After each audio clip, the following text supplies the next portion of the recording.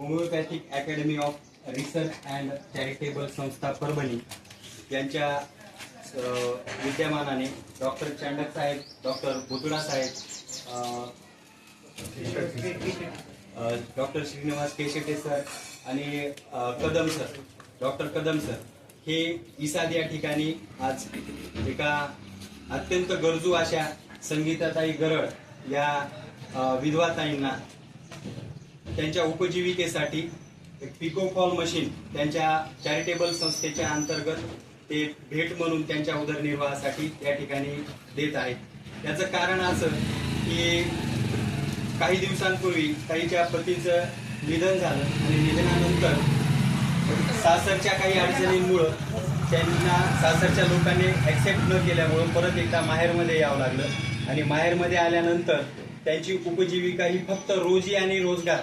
या गोष्टीवर अवलंबून होती। त्यांच्याकडे एक